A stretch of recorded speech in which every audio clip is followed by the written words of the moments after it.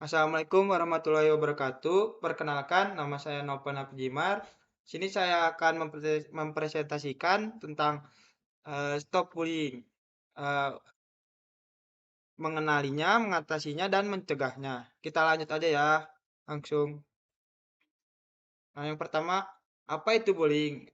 Pasti kalian udah pada tahu kan bullying itu apa, tapi di sini kita mereviewnya kembali. Bullying adalah perilaku agresif yang dilakukan berulang kali oleh satu individu atau kelompok terhadap orang lain yang lebih lemah dengan tujuan merendahkan atau menyakiti.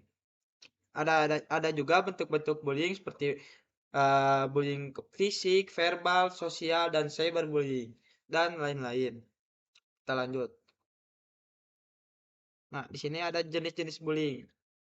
Eh, yang pertama itu fisik, seperti memukul, mendorong, menendang, cara fisik. Nah, ada juga sosial, mengucilkan, menyebarkan rumor yang tidak baik, memfitnah. Lalu ada verbal. Verbal itu mengejek, seperti eh, Bapak kamu ini Supra ya namanya. Nah, itu mengejek, itu juga termasuk bullying secara verbal. Lalu menghina, mukanya kamu jelek lah, hitam lah, atau yang lainnya. Lalu memberikan julukan yang tidak baik. Ada juga cyberbullying, bullying melalui media sosial atau platform online. Nah, ada juga yang kayak netizen haters, kayak Agus udah bisa lihat Agus ini. Nah, kayak gitu. Kita lanjut. Nah, ada dampak bullying itu ada isolasi sosial. Korban cenderung menarik diri dari hubungan sosial karena takut atau malu. Jadi kayak tidak mau bersosialisasi, tidak mau ngobrol sama siapapun, jadi cenderung diam, takut untuk ngobrol tuh. Lalu ada masalah psikologis. Korban mengalami kecemasan, depresi, dan penurunan kepercayaan diri. Kayak eh ngelihat orang tuh kayak takut, kayak di apa ya? hmm, Takut dipukul atau apa padahal enggak kan.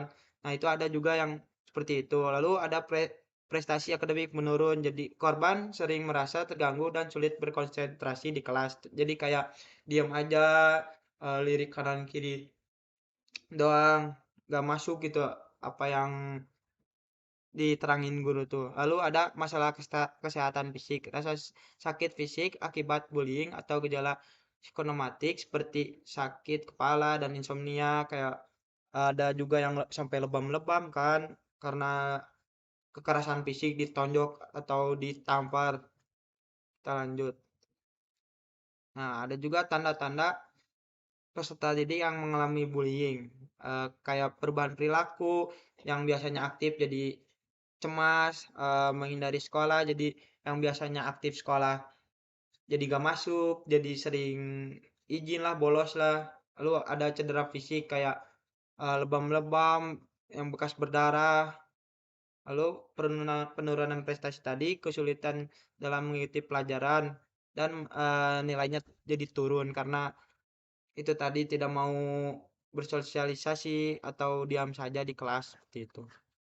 Kita lanjut ke mengapa bisa terjadi. Nah, karena ada tekanan sosial, terkadang pelaku merasa didorong oleh kelompok teman untuk membuli agar diterima dengan teman yang lain. Lalu ada rasa ingin berkuasa.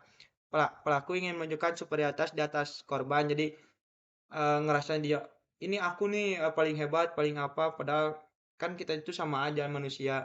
Ada juga pengaruh lingkungan. Anak yang berasal dari lingkungan dengan kekerasan mungkin cenderung meniru perilaku tersebut di sekolah.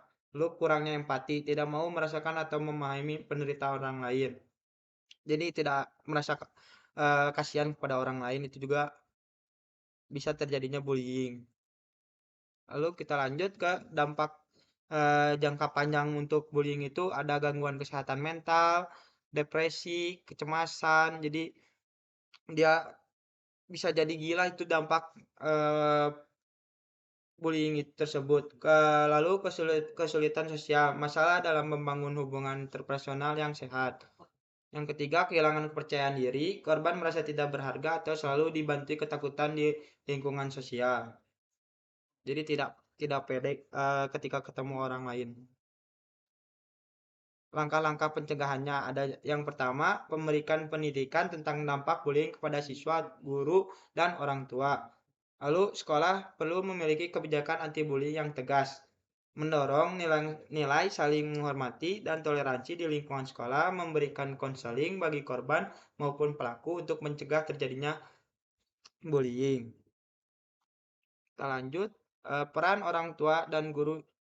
Nah, di sini peran orang tua dan guru itu sangat penting bagi bullying ini karena orang tua harus ajak anaknya berbicara tentang pengalaman mereka di sekolah dan perhatikan tanda-tanda perubahan perilaku. Jika ada eh, perilaku yang berubah kan itu harus patut dicurigai oleh orang tua. Lalu tidak tidak maunya ada berbicara tentang permasalahan di sekolah itu juga harus orang tua harus membantu agar mempersiapkan dia. Lalu guru memonitor interaksi siswa di kelas, di area umum dan online. Segera tindak lanjuti laporan bullying dan lakukan intervensi yang tepat. Lanjut ya. Nah, penutup, eh, bullying adalah tanggung jawab kita bersama. Kita semua memiliki tanggung jawab